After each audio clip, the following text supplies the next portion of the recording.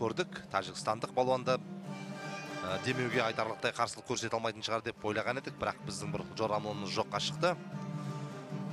Тәжік елінің өкілі қазақтың белді балуаны ұтып кеткен болатын. Сондықтан да Әліптің артын бағайық, Түркменстанның балуанында әлеуетін байқап көрейік.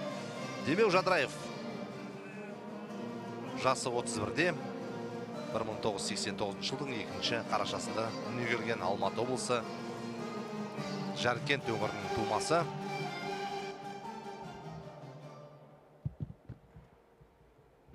Көптеген халықаралық жарыстар, республикалық жарыстарда оза шапқан балуан, оның спорттық мансабындағы ең зор табыс әрине 2017 жылы Парижде өткен әлем чемпионатының күміс жүлдесі.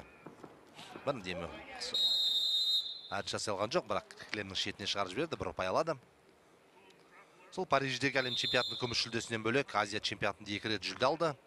2015 Дохада қола алса, 2018 Бішкекте күміс медаль иеленді.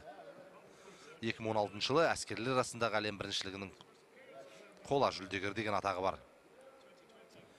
Бұл табыстарға ол 71 кило және 66 кило салмақтарда қол жеткізеді. Міне енді қазір 77 кило салмақта күресіп жүр.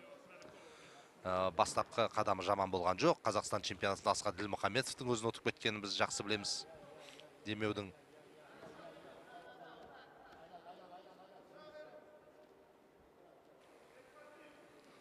қолын орап алып, Мамедов мүмкіндік беретін емес.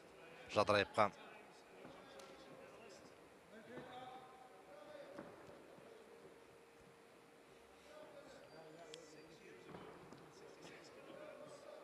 әзірге осал тұсын таба алмай жатыр Демеу өз қарсыласының. 1 минуттан аса уақыт өтті. Бәсеке басталғалы.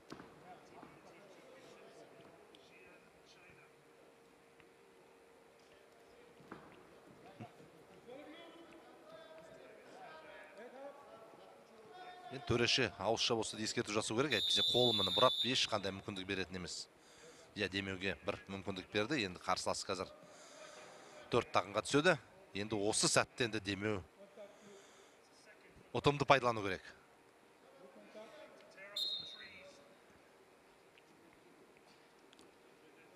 Үш рет жақсылап тұрып айналдырса, онда айқын жеңіске қол жетседі. Ал баста Демеу.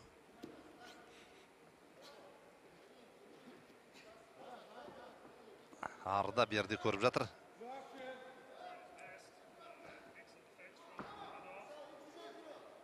Енді көтер Демеу, көтеру керек.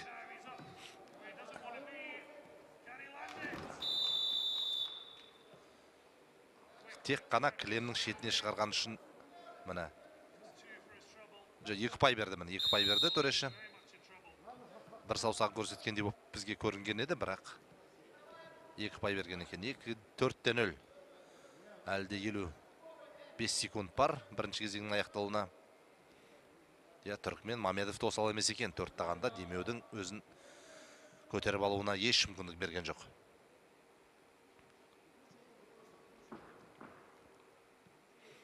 Сол Демеу 2 ұпайғамен ғана шектеліп қалды. Есеп 4-0. Демеу алда.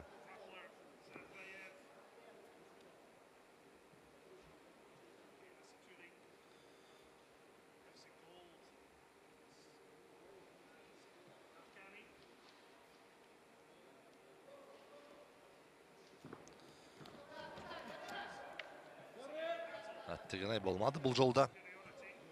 Қарсыласы қауіптің бетін қайтарды. Соңғы секундтар.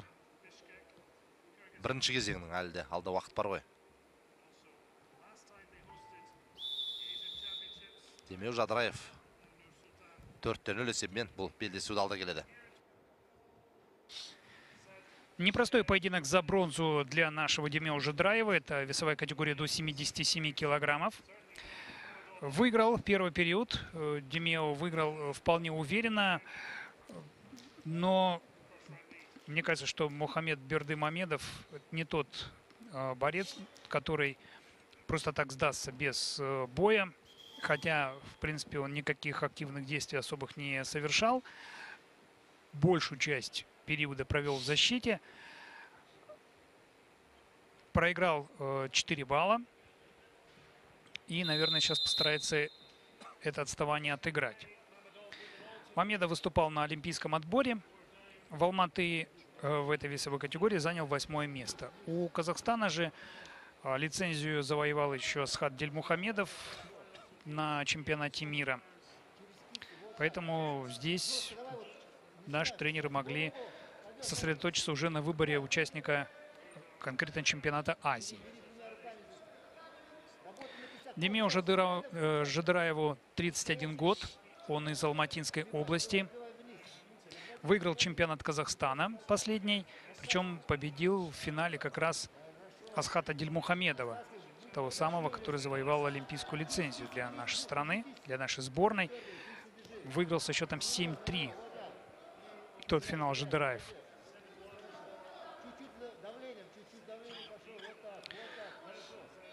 Жадыраев раньше выступал в весовой категории до 72 килограммов и в этом весе боролся на чемпионате мира в Нур-Султане.